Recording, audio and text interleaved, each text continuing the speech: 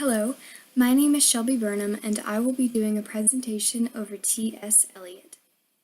In my presentation, I will be reviewing the life of T.S. Eliot, his body of work, and his artistic interest, or rather, the recurring themes throughout his literary works. T.S. Eliot is known as a prominent writer. He is especially known as being influential for his poetry. However, he did not actually publish very many poems throughout his lifetime. So this begs the question, why is Eliot considered to be so influential in poetry? And the answer to that is that Eliot largely created what we know as modernism in literature. Eliot created something so special and so unique in literature that people had never seen before. In the 20th century, this was so revolutionary. It was such a vast movement and vast change that no one had ever seen this before, and that is why even today we consider Eliot's works to be so special, and why we still examine his works today. Another example of how Eliot is so important in literature is the fact that he won the Nobel Prize in Literature in 1948. Eliot continues to be influential even today. So, without further ado, let's delve into the life of T.S. Eliot. T.S. Eliot was born Thomas Stearns Eliot in St. Louis, Missouri on September 26, 1888. Even though he was born in St. Louis, his family was quite established and prominent in New England. His grandfather founded Washington University in St. Louis, but Eliot actually attended Harvard University in 1906, where he graduated just 3 years later with his Bachelor's of Arts. Eliot later came back to Harvard and attended Harvard from 1911 to 1914, where he got his advanced degree. In 1914, he moved to London, England, where he married Vivian Haywood. At this time, he became a school teacher, but shortly took a job as a bank clerk, and he continued with this career until 1925. His marriage to Haywood was an unhappy marriage for both parties.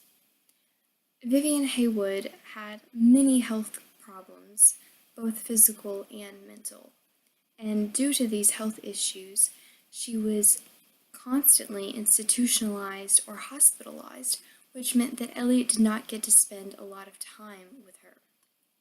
This led to Eliot further distancing himself from her, which led to the couple's separation in 1933.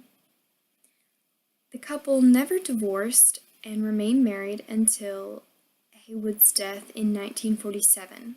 She died in an institution where she non-consensually was institutionalized. Though Eliot had an unsuccessful marriage the first time around, Eliot remarried in 1957 to Esme Valerie Fletcher.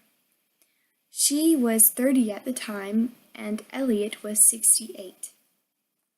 In the early 1960s, Eliot's health continued to decline, and after his death on January 4th, 1965, where he died from emphysema, Fletcher made it her mission to make sure that Eliot's works were properly represented, and she worked tirelessly to edit and make sure that his works were preserved and that his legacy was preserved. And she passed away in 2012.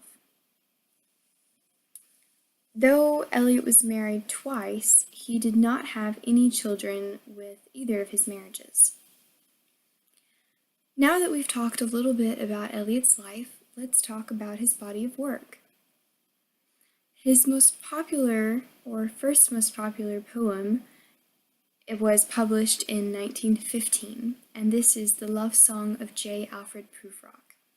This is still a very influential poem, and it's still examined and applauded even today as being a very different and very unique poem.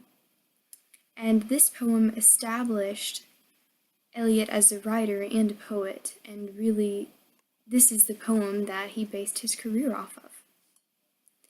In 1922, Eliot wrote the poem The Wasteland, which he wrote in a sanitarium where he was recovering from a nervous breakdown.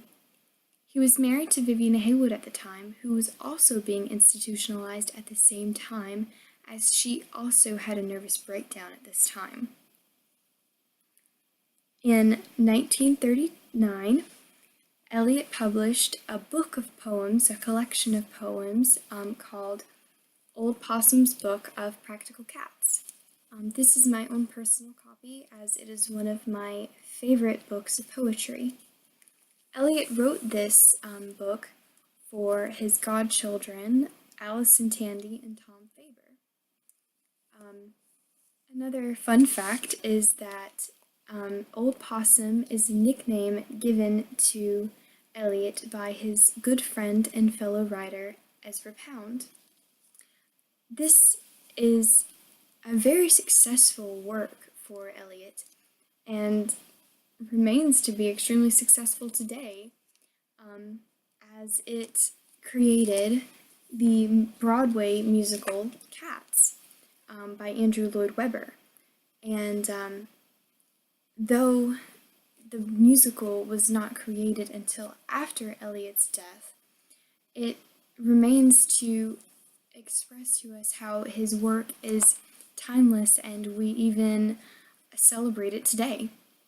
And in 1943, Eliot published 4 quartets, which he considers to be his masterpiece, his life's work, his prized possession, it remains to be a huge accomplishment for Eliot, and it is still widely read and celebrated today. Eliot had several artistic interests or themes that he featured within his works of literature. Some of these interests being religion. He commonly featured religion within his works through biblical allusions. These are prevalent in The Wasteland and Hollow Men. Also, in the beginning of The Wasteland, we see an allusion to Dante's Inferno, which is also a religious piece of literature. And another common theme that we see that is also prevalent in The Wasteland is the theme of uncertainty. And you can also see this in the love song of J. Alfred Prufrock, as the feeling of uncertainty of the narrator that he feels.